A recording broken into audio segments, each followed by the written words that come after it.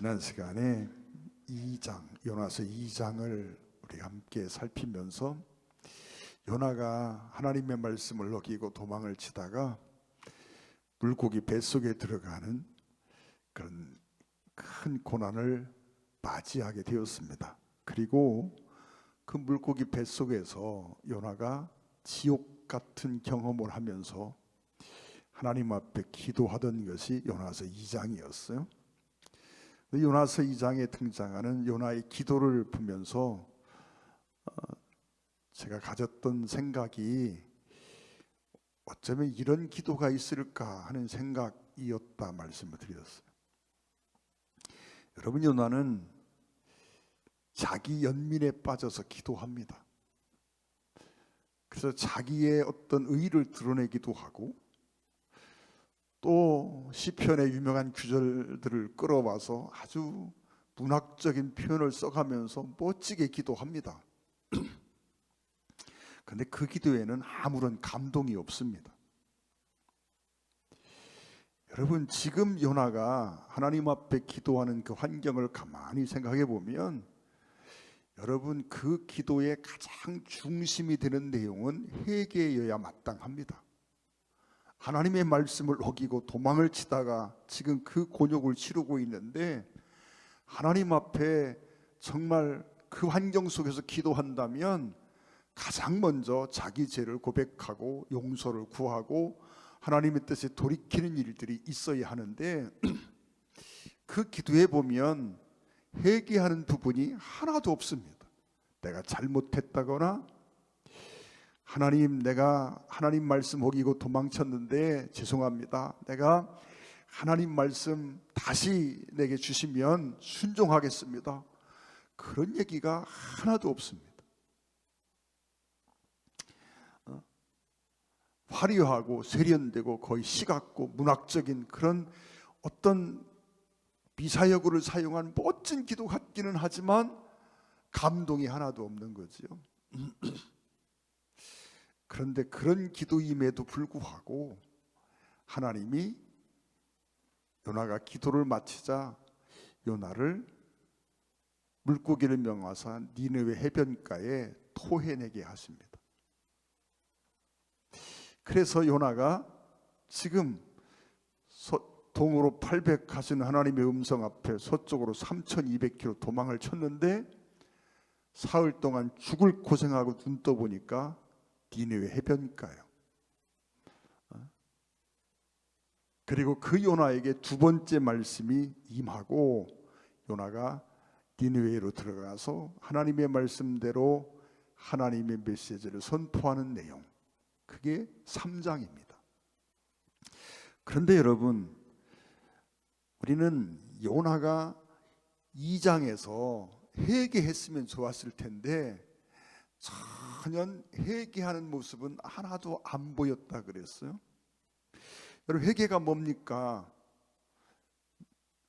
우리 기도도 마찬가지죠.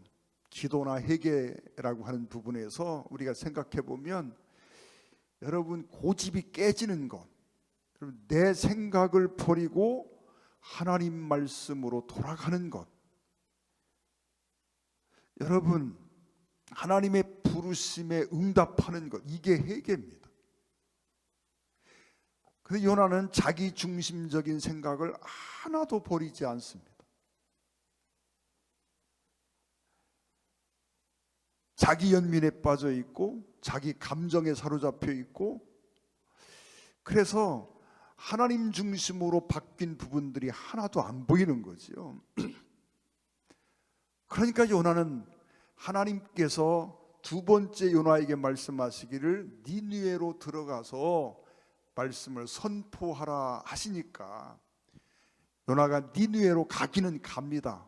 그런데 가고 싶은 마음이 하나도 없습니다.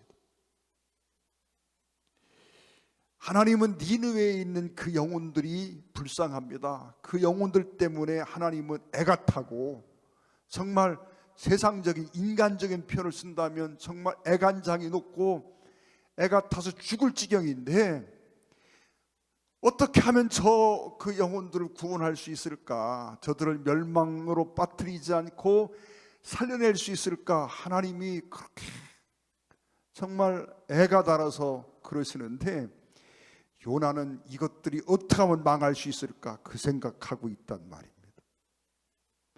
그래서 하나님이 니느웨를 살리고자 하는 마음을 갖고 계신 걸 알기 때문에 요나는 니느웨로 가기가 그렇게 싫은 겁니다.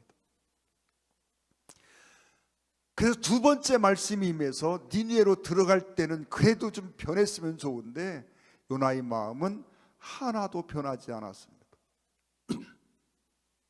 그래서 하나님의 마음과 요나의 마음은 전혀 다른 마음을 가지고 있습니다. 하나님은 니느웨를 구원코자 하시지만 요나는 니느웨가 망하기를 소원합니다. 여러분, 니느웨가 망하기를 소원하는 사람이 니느웨로 들어가서 그들을 살리고자 하는 메시지를 선포한다, 이게 말이 안 되잖아요. 그런데 안 가면 어떤 고난을 또 겪을 것 같아요? 지난 사흘 동안 물고기 뱃속에서 지옥을 맛봤습니다. 거기는 다시는 가고 싶지 않거든요.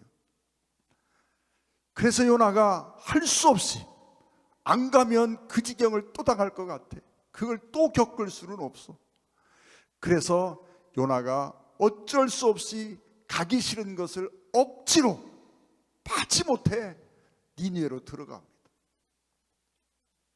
니느웨는 둘레가 97km나 되는 큰 성입니다. 여러분, 둘레가 97km라고 하면 이게 얼마나 큰 성인지 짐작이 가십니까? 그런데 요나에게 주어진 메시지를 선포할 수 있는 시간은 40일입니다.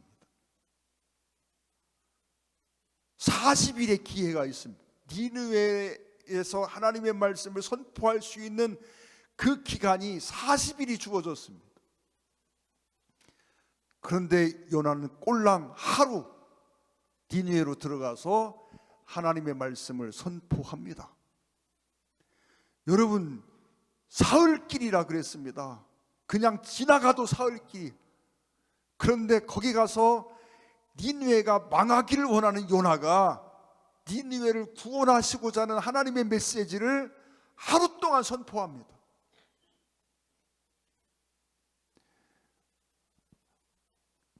이 장면을 생각해 보면 요나의 심정, 요나의 마음을 우리가 금방 알 수 있습니다. 요나는 전혀 이 메시지를 선포하고자 하는 생각이 꿈에도 없습니다.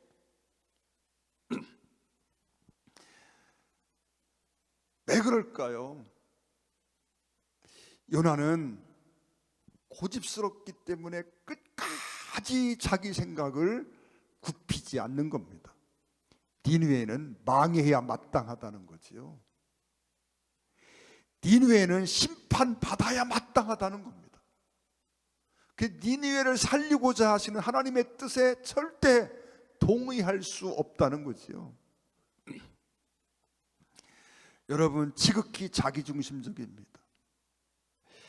하나님의 판단으로 살지 않고 자기 판단으로 살고 있는 사람이 요나입니다.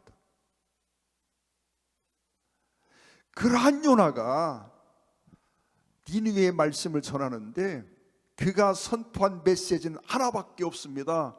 40일이 지나면 니느웨가 무너진다라고 하는 것입니다.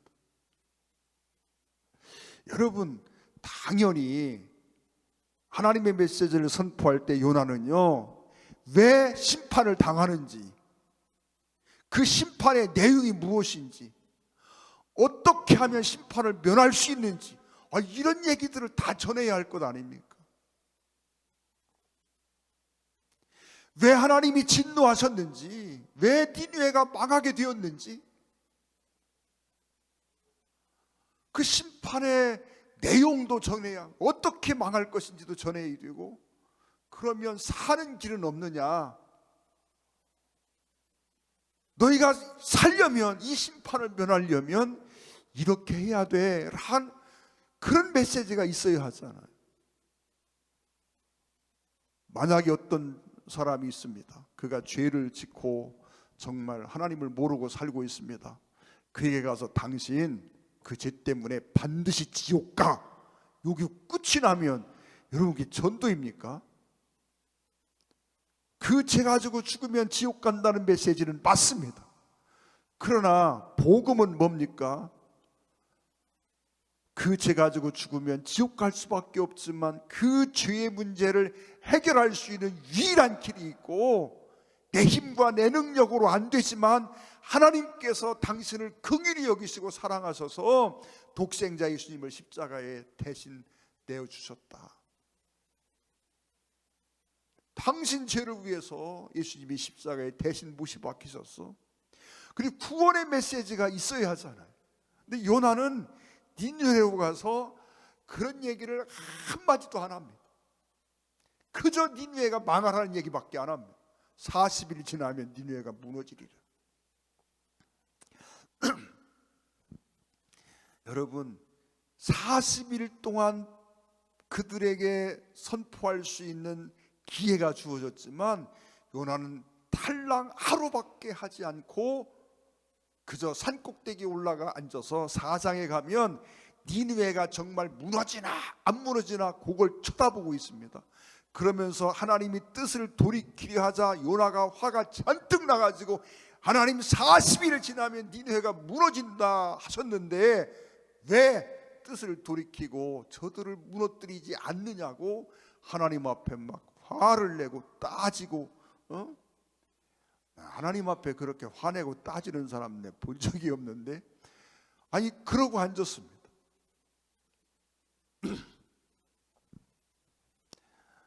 요나가 미워하는 니느웨를 하나님은 사랑하셨습니다. 여러분, 요나가 망하고 무너지기를 바랬던 니느웨를 하나님은 구원하기를 원하셨습니다. 여러분, 나의 선호하는 것이나 나의 관심이나 나의 생각과는 상관없이 우리는 하나님의 뜻을 살필 줄 알아야 합니다. 근데 요나는 하나님의 마음을 읽고자 하는 생각은 하나도 없습니다. 요나는 하나님의 뜻이 무엇인지 알고 있었다 그랬습니다. 하나님이 무슨 생각으로 요나에게 이 말씀을 선포하라 하시는지 그 하나님의 의도를 너무도 정확히 알고 있던 요나였습니다. 그런데 그 하나님의 생각이 내 생각과 다르니까 하나님의 뜻을 거역하고 도망치고 하나님 앞에 대들고 분노하고 그런 요나의 모습을 보게 됩니다. 그런데 여러분, 그러한 요나였지만 그런 정말 영털이 같은 요나의 가장 무성의하고 여러분 억지 같은 전도라면 전도라고 할까요? 선포하는 말씀 한마디 때문에 니느웨에 있는 60만 생명들이 회개하고 멸망해서 건짐을 받는 내용이 오늘 3장입니다. 여러분, 요나가 입을 닫으면 니느웨는 하나님의 말씀을 들을 기회가 없습니다. 요나가 입술을 닫으면 여러분, 니느웨는 하나님의 선포된 말씀을 들을 기회가 없고 요나가 입술을 닫으면요 니느웨는 구원받을 여망이 없습니다. 요나의 입술에 니느웨의 60만 생명들이 달려 있습니다.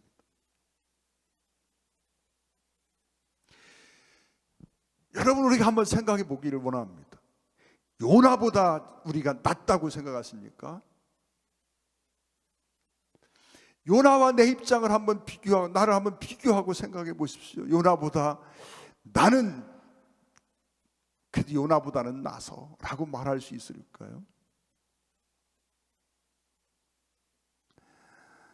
여러분, 요나는요 하기 싫고 그래서 억지로 마지못해 하나님의 말씀을 들고 섰습니다. 그런데 여러분, 우리는 어떨까요? 그것마저도 하고 있지 않는 게 우리가 아닐까요? 여러분, 누군가의 생명이 내 입술에 달렸다라고 생각해 보신 적이 있습니까? 누군가의 생명이 다른 사람이 아닌 내 입술에 달려 있다라고 생각해 보신 적이 있을까요? 제가 그 전에 그런 제 이야기를 한 적이 있습니다. 서울을 가거나 어디 좀 멀리 여행을 할 때 차를 타면 처음에는 기도하기를, 하나님 제발 내 옆에 좀 피곤하고 그러니까 이해하세요. 내 옆에 아무도 좀 앉지 않고 내가 널찍이 편안히 앉아 갔으면 좋겠습니다.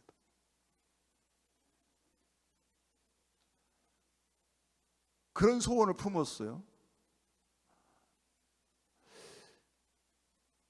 그러다 어느 날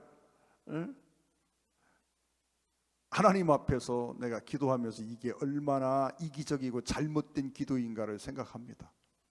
그리고 다음부터 기도합니다. 하나님, 내가 2시간 동안 기차를 타거나 이 버스를 타고 가는데 내 옆자리에 정말 복음을 아직 받아들이지 않은 사람, 예수 믿지 않는 사람이 옆에 좀 탔으면 좋겠습니다. 그리고 정말 그에게 2시간 동안 내가 전도할 수 있는 기회에 복음을 전할 수 있으면 좋겠습니다. 여러분, 어디 여행할 때 옆자리 누구 앉기를 원하십니까? 아무도 안 앉았으면 좋겠다 생각하십니까? 아니면 그 시간 동안 정말 복음을 전할 어떤 사람이라도 옆에 앉기를 소원하는 마음을 가지고 정말 옆에 누가 앉기를 기대하십니까? 우리가 요나보다 나을까요? 요나를 보면서 우리가 생각합니다. 아니, 세상에 선지자라는 사람이 어째 이 모양일까 하고 우리가 비판할 수 있습니다. 아니, 선지자쯤 되는 사람이, 현직 선지자, 하나님을 그렇게 잘 알고 있다고 생각하는 사람이 어쩌면 이렇게 악할 수 있을까라고 생각합니다. 그러나 여러분, 우리가 요나를 비판할 수 있는, 비난할 수 있는 자격이 내게 있을까요?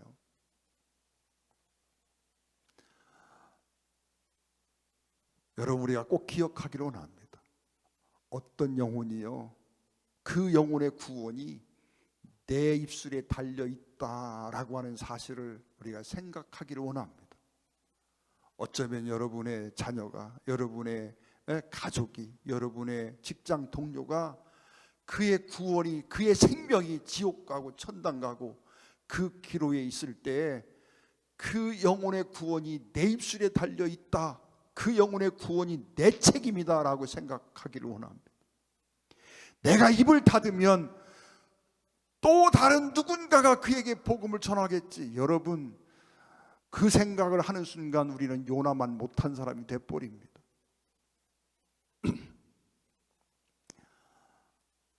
로마서를 통해서 주님이 그런 말씀하십니다. 믿지 아니하는 일을 어찌 부르리요, 듣지 못한 일을 어찌 믿으리요, 저는 전파하는 자가 없이 어찌 들으리요 라고 말합니다. 여러분, 내가 그에게 전해야 합니다. 다른 사람이 아닌 나에게 주신 명령입니다. 여러분, 이 시간 생각해 보세요. 어떤 영혼이, 그 영혼의 구원이 내 입술에 달려있는 사람이 있을까? 여러분, 있습니다. 생각나는 사람이 있습니다. 하나님이 나에게 명하신 사람이 있습니다. 가기 싫지만 하나님이 가기 싫어하는 요나이지만 요나에게 너 니느웨로 가라 라고 말씀하신 것처럼 하나님이 나에게, 너 누구에게 이 말씀을 선포하고 복음을 전하라고 명령한 사람이요, 분명히 있습니다. 여러분, 혹시 오늘도 내가 어떤 이유들을 가지고, 핑계를 가지고 그에게 이 메시지를 선포하는 일들을 멈추고 있지는 않은지 생각해 보기를 원합니다. 억지로 전했지만, 그러나 그 억지로 전한 한마디 메시지를 통해서 60만이 구원받는 놀라운 역사가 오늘 3장에 펼쳐져 있습니다. 여러분, 우리가 정말 영혼을 특히 사랑하고 그래서 복음을 전할 수 있으면 얼마나 좋겠습니까? 그러나 여러분, 그 마음이 설령 내게 아직 있지 아니할지라도 억지가 되는 전도라도 우리는 해야 합니다. 마지못해 하는 전도라도 해야 합니다. 요나는 진짜 마지못해 이 일을 합니다. 억지로 일을 합니다. 정말 죽기보다 하기 싫어하면서도 할 수 없이 일을 합니다. 그런데 그 요나의 선포를 통해서 그 많은 영혼이 구원을 받습니다. 여러분, 이 요나서의 1차 독자가 누구일까요? 그건 이스라엘 사람들입니다. 이스라엘 사람들에게 이 요나서를 통해서 하나님이 선포하는 메시지는 뭘까요? 첫째는 그런 메시지였다 생각합니다. 니느웨 사람들이 회개하는 모습을 통해서 도무지 회개할 줄 모르고 있는 그 이스라엘의 강팍함에 대한 하나님의 고발이다 하는 생각이 듭니다.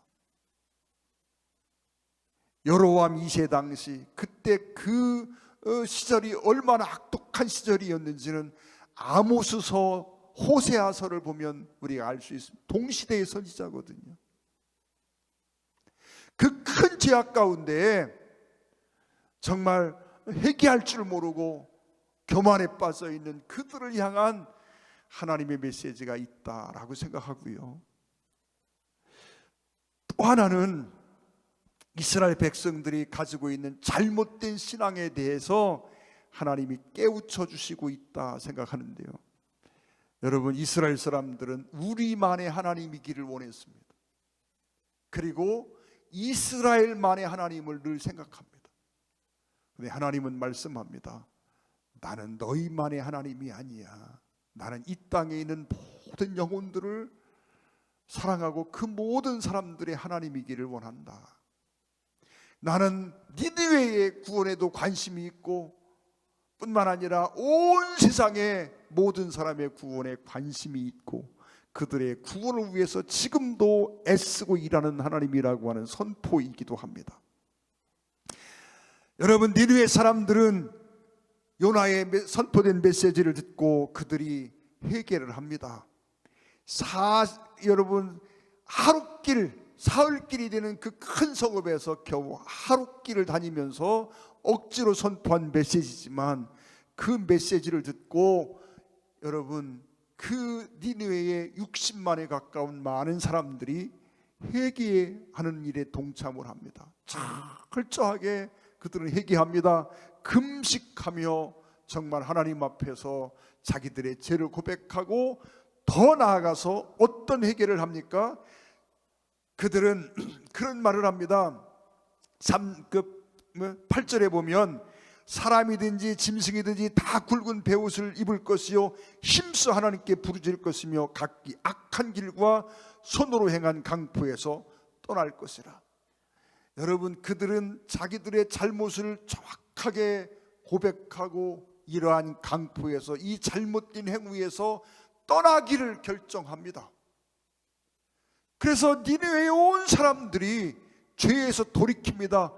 그저 잘못했습니다, 용서해 주세요가 아니라 거기를 지나가서 우리가 잘못했던 모든 행위에서 돌이켜서 이제 다시는 그러한 죄를 짓지 않기를 결정합니다.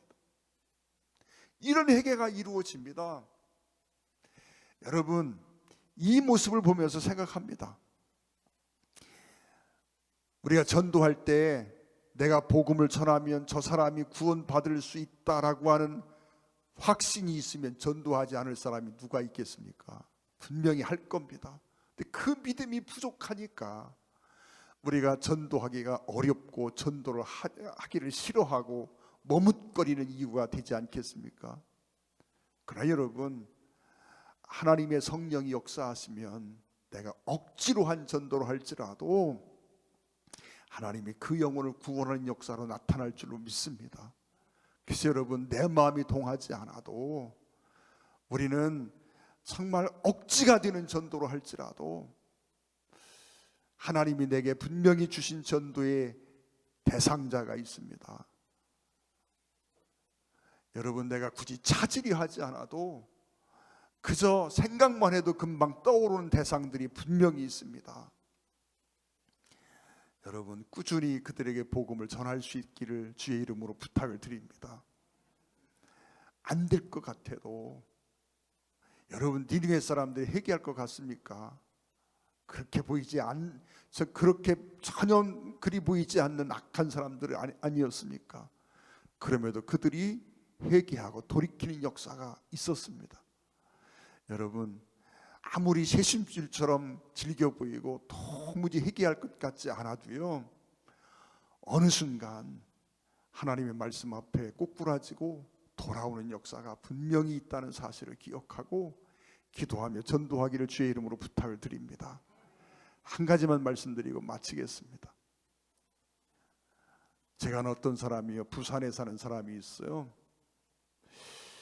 그 사람이 예수를 믿게 된 과정을 설명을 하는데, 교회 하면 아주 그냥 삐딱한 생각을 가지고 있고 교회는 이름만 들어도 기분이 별로 좋지 않은 사람인데, 어느 날 친구가 전화를 했답니다. 야, 너 예수 믿고 천당 가야지. 너 이번 주 교회 가자. 그러니까 그냥 이 사람이요, 자기도 모르게 막 화를 내고 욕을 한 바가지를 퍼붓습니다. 그러니까 그 친구가 전화상에 한마디를 합니다. 그래, 너 그렇게 살면 지옥 가. 지옥 가고 싶으면 네 맘대로 해. 한마디 했답니다. 그 얘기를 듣는 순간 기분이 팍 상해가지고 내가 이놈의 교회 진짜 뭐가 있는지 한번 가봐야 되겠다. 그리고 교회 갔다 그래요. 여러분 어떤 형태로든 교회에 나와서 다니다 보니까 예수 믿게 되고 그가 좋은 믿음의 사람이 됩니다. 사랑하는 성도 여러분, 어떻게 역사하시는지, 어느 시점에 하나님이 어떻게 역사하시는지 우리가 어찌 알겠습니까? 다만 우리의 책임은요, 그를 위해 기도하고 그에게 복음을 전하는 일입니다. 여러분 마음속에 떠오르는 그 사람을 여러분 기억하시고 꼭 기도하기를 소망합니다. 우리 한 1분 동안만 함께 기도하시는데, 여러분 기도하시면서 다른 기도가 아니고 이 시간 여러분의 마음속에 떠오르는 사람을 한번 생각해 보시기를 원합니다. 정말 그 영혼에게 내가 복음 전하기를 원하고 그 영혼의 구원을 위해서 또 복음 전하기를 결단하면서 우리 한 1분 동안만 함께 기도하시겠습니다. 할렐루야. 살아계신 아버지 하나님, 종들이 이 시간 주 앞에 간절히 기도합니다. 아버지, 그 영혼의 구원이 내 입술에 달려있다는 사실을 우리가 잊지 않게 하여 주시옵소서. 아버지, 내가 입을 닫고 전하지 않으면 그 영혼이 구원받을 수 있는 기회를 상실한다는 사실을 기억하게 하여 주시옵소서. 내게 맡겨진 그 영혼들, 내 형제들의 영혼, 또 내 구름과 지친들의 영혼, 내 친구의 영혼, 아버지 하나님, 떠오르는 이 이름들 주 앞에 내어놓사오니 주님 꼭 함께해 주시고 저 영혼들을 구원하시기를 원합니다. 남편을 위해 기도하고, 아내를 위해 기도하고, 자녀를 위해 기도하고, 부모를 위해 기도합니다. 형제를 위해 기도합니다. 내 동료를 위해 기도합니다. 내가 늘 대하는 이웃들을 생각하며 기도합니다. 그 영혼 하나하나 주님이 내게 맡겨주신 걸 믿습니다. 잊지 않게 하여 주시옵소서. 우리 사명을 버리지 않게 하여 주옵소서. 내가 머뭇거리는 순간, 내가 입술을 닫고 복음을 전하지 아니할 때 그 영혼의 구원이 이루어질 수 없다는 사실을 기억하게 하세요. 정말 우리가 결단하게 하여 주시고 반드시 그 영혼을 살려낼 수 있도록 도와주시옵소서. 우리 주 예수님의 이름으로 간절히 기도 올리옵나이다. 아멘. 찬양 드리겠습니다.